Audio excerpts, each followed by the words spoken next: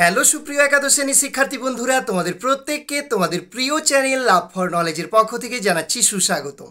তো সুপ্রিয় বন্ধুরা, আমি তোমাদের সঙ্গে শুভজিৎ স্যার আজকে আলোচনা করব তোমাদের একাদশ শ্রেণীর যে শিক্ষা বিজ্ঞান রয়েছে অর্থাৎ এডুকেশান, সেই এডুকেশানের ইউনিট 1 অর্থাৎ শিক্ষার অর্থ, ধারণা ও লক্ষ্য, এই যে চ্যাপ্টারটা রয়েছে এরই একটা উপবিভাগ শিক্ষার অর্থ। এই শিক্ষার অর্থ টপিকটার উপর আমরা মোস্ট ইম্পর্টেন্ট 50টি ওয়ানলাইনার পাঞ্চ নিয়ে আলোচনা করব, যেগুলো তোমাদের ফার্স্ট সেমিস্টারের যে পরীক্ষা তার জন্য ভীষণভাবে ইম্পর্টেন্ট। তো সুপ্রিয় বন্ধুরা, যদি তোমার লক্ষ্য হয়ে থাকে যে তুমি শিক্ষাবিজ্ঞানে ফার্স্ট সেমিস্টারে 40 আউট অফ 40 পেতে ইচ্ছুক, বা এটা যদি তোমার টার্গেট বা লক্ষ্য হয়ে থাকে, তাহলে অবশ্যই আমাদের ক্লাসগুলো ফলো করতে থাকো। সেই সঙ্গে আমরা সবার প্রথমে এখন তোমাদেরকে অনলাইনার পাঞ্চ আলোচনা করছি, এরপর আমরা একেবারে টপিক ওয়াইজ তোমাদের সঙ্গে প্রত্যেকটা জিনিস কিন্তু আলোচনা করব, এবং যেই জিনিসগুলো তোমাদের যে নিমাই চাঁদ ঘোড়াই স্যার রয়েছেন সাঁতরা পাবলিকেশানের যে উচ্চ মাধ্যমিক শিক্ষাবিজ্ঞান বইটি রয়েছে, সেই বই অবলম্বন করে বা সেই বই অনুসরণ করে আমরা প্রত্যেকটা জিনিস তোমাদেরকে প্রোভাইড করব। তো সুপ্রিয় শিক্ষার্থীরা, শুরু করছি আজকের আলোচনা।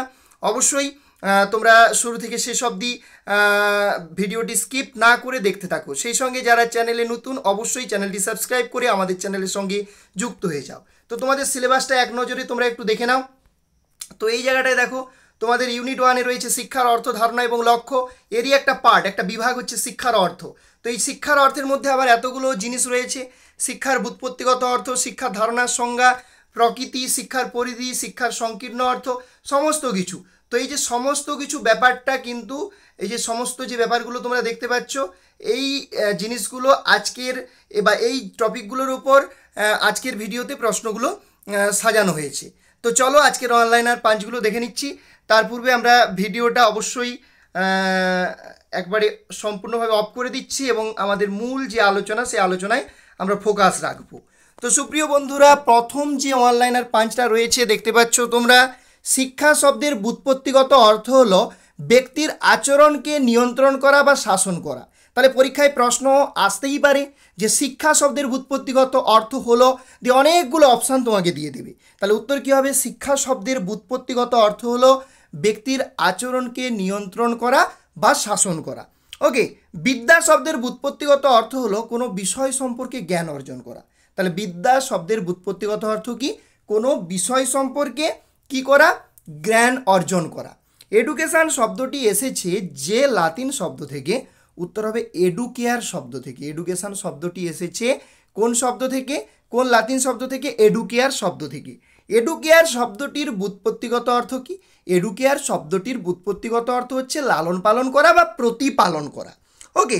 তারপর কি বলেছে দেখো, এডুকেরি শব্দটির ব্যুৎপত্তিগত অর্থ কি? এডুকেরি শব্দটির ব্যুৎপত্তিগত অর্থ হচ্ছে নিষ্কাশন করা।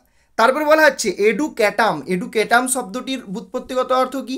উত্তর হবে শিক্ষাদানের কাজ। এডুক্যাটাম শব্দটির ব্যুৎপত্তিগত অর্থ হচ্ছে শিক্ষাদানের কাজ। এডুকেশান কথাটির অর্থ হলো ব্যক্তির অন্তর্নিহিত সত্তার পূর্ণ বিকাশ। তাহলে এডুকেশান কথার অর্থ কি? ব্যক্তির অন্তর্নিহিত সত্তার পরিপূর্ণ বিকাশ সাধন বা পূর্ণ বিকাশ। ওকে। বিদ্যা কথার অর্থ হচ্ছে জ্ঞান আরোহণ করা বা জানা। বিদ্যা কথার অর্থ হচ্ছে জ্ঞান আরোহণ করা বা জানা। বিদ্যা শব্দটি এসেছে যে ধাতু থেকে? উত্তর হবে বিদ ধাতু থেকে। শিক্ষা শব্দটির উদ্ভব হয়েছে যে সংস্কৃত ধাতু থেকে? উত্তর হবে শিক্ষ।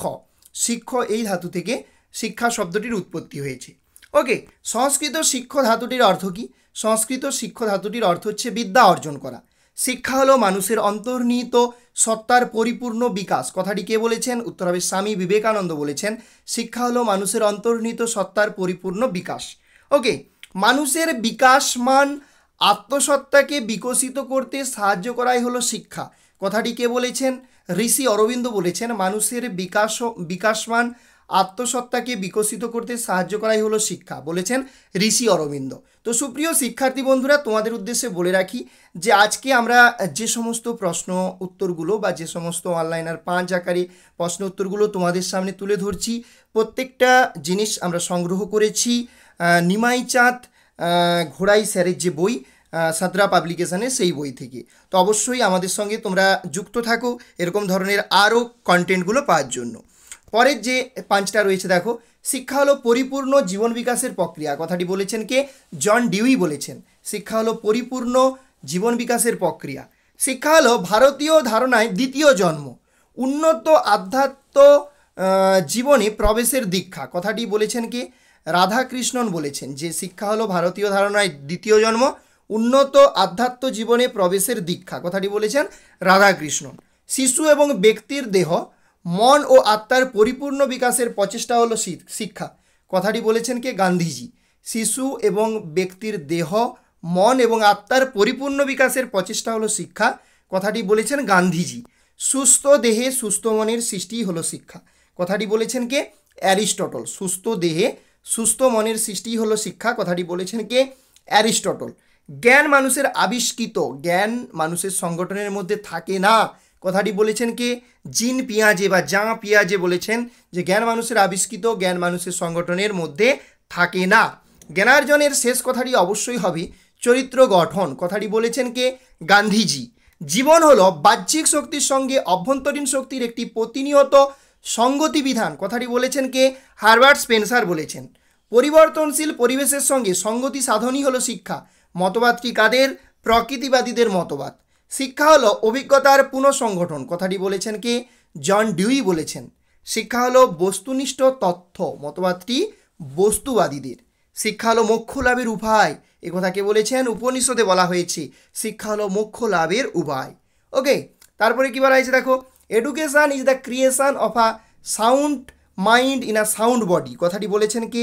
Aristotle. Education is the creation of a sound mind in a sound body, কথাটি বলেছেন Aristotle. Education is the capacity to feel pleasure and pain in the right moment, কথাটি বলেছেন কে? প্লেটো বলেছেন। দেহ এবং মনের সার্বিক বিকাশের সহায়ক প্রক্রিয়াই হলো শিক্ষা, কথাটি কে বলেছেন? প্লেটো বলেছেন। শিক্ষা হলো এমন একটি প্রক্রিয়া যা মন এবং হৃদয়ের পবিত্রতা আনতে সাহায্য করে, কথাটি বলেছেন কে? শ্রীরামকৃষ্ণ। শিশু, দেশ বা জাতিকে ভালোবাসার প্রশিক্ষণ দেওয়ার নামই শিক্ষা, কথাটি বলেছেন কে? কৌটিল্য বলেছেন। শিশু, দেশ বা জাতিকে ভালোবাসার প্রশিক্ষণ দেওয়ার নামই হলো শিক্ষা, কথাটি বলেছেন কৌটিল্য। আমরা যতদিন বাঁচি ততদিনই শিখি, কথাটি বলেছেন কে? মুরে বলেছেন। মুরে বলেছেন আমরা যতদিন বাঁচি ততদিনই শিখি। শিশু হলো চারা গাছ এবং শিক্ষক হলেন মালি, কথাটি বলেছেন কে? ফ্রয়েবেল।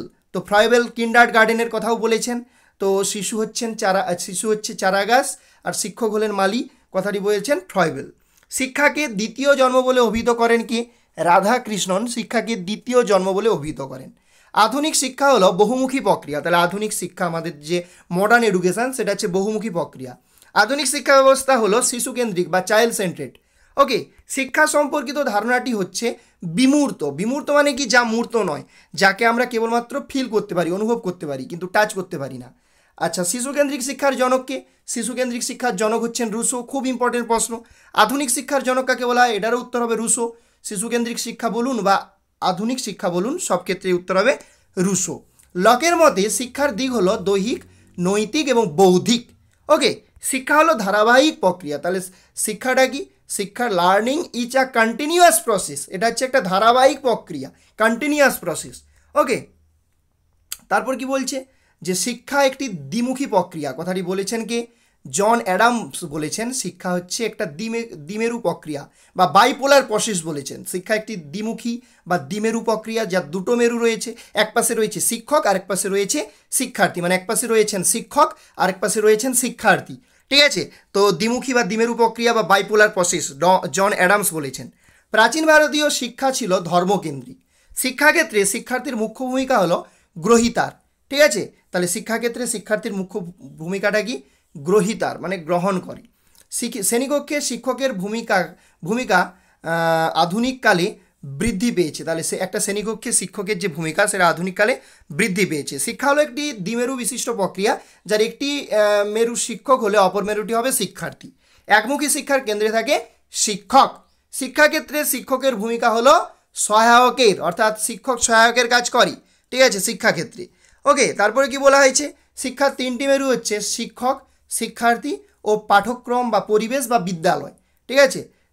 তো আমরা বলবো যে টিচার, লার্নার আর হচ্ছে কারিকুলাম, ঠিক আছে, ইংলিশে যদি বলি। শিক্ষার তিনটা মেরু, একটা হচ্ছে শিক্ষক, আর একটা শিক্ষার্থী, আর এটা হচ্ছে পাঠ্যক্রম বা এনভায়রনমেন্ট বা বিদ্যালয় স্কুল বা পাঠ্যক্রমকে আমরা কারিকুলাম বলতে পারি।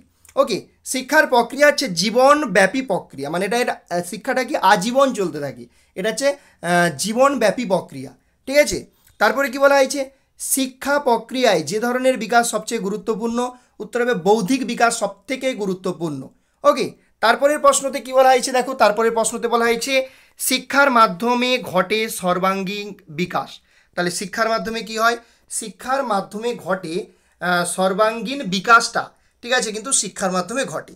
তো সুপ্রিয় শিক্ষার্থী বন্ধুরা, এই ছিল আজকের আলোচনা। আজকের আলোচনাতে তোমাদের সঙ্গে আলোচনা করলাম তোমাদের একাদশ শ্রেণীর যে শিক্ষা বিজ্ঞান অর্থাৎ এডুকেশান, তার প্রথম যে ইউনিট, তার প্রথম ইউনিটেরই একটি উপবিভাগ শিক্ষার অর্থ। সেই শিক্ষার অর্থ থেকে টপ 50 মোস্ট ইম্পর্টেন্ট ওয়ানলাইনার পাঞ্চ, অবশ্যই এটা আমাদের পার্ট 1-এর ভিডিও ছিল শিক্ষার অর্থ থেকে। তো এখনও আমরা অনেকগুলো পার্টে কিন্তু এই চ্যাপ্টারটাকে কভার করব। প্রত্যেকের চ্যানেলের সঙ্গে যুক্ত থাকো এবং ভিডিওগুলো দেখতে থাকো, এবং তোমার প্রিয় বন্ধুবান্ধবীদের সঙ্গে ভিডিওগুলো বেশি বেশি করে শেয়ার করে দাও, যাতে করে তোমার মতো করে তোমার প্রিয় বন্ধুবান্ধবীরাও উপকৃত হয়। এবং সেই সঙ্গে আজকের ভিডিও কেমন লাগলো কমেন্ট সেকশানে কমেন্ট করে জানাও, এবং তোমার কোন টপিকের ওপর ভিডিও প্রয়োজন সেই বিষয়টাও তুমি কমেন্ট সেকশানে উল্লেখ করতে পারো। সেই সঙ্গে আমরা আমাদের চ্যানেলে বিভিন্ন বইয়ের রিভিউ করছি, এবং খুব শীঘ্রই আমরা সম্রাট এক্সক্লুসিভ সিরিজের যে বইগুলো তোমাদের বেরোবে ক্লাস 11-এর জন্য, সেই বইগুলোর রিভিউ অবশ্যই প্রোভাইড করে দেবো চ্যানেলে। প্রত্যেকে যুক্ত থাকো চ্যানেলের সঙ্গে, এবং বন্ধুদের মধ্যে একটু বেশি বেশি করে শেয়ার করে দাও, এবং প্রত্যেকের কাছে অনুরোধ থাকবে একটা লাইক করে দাও, কারণ তোমাদের লাইক অবশ্যই অনুপ্রেরণা দান করে আমাদেরকে আরও এরকম ধরনের ভিডিও বানানোর জন্য। তো সুপ্রিয় বন্ধুরা, দেখা হবে পরের ভিডিওতে। জয় হিন্দ, জয় ভারত।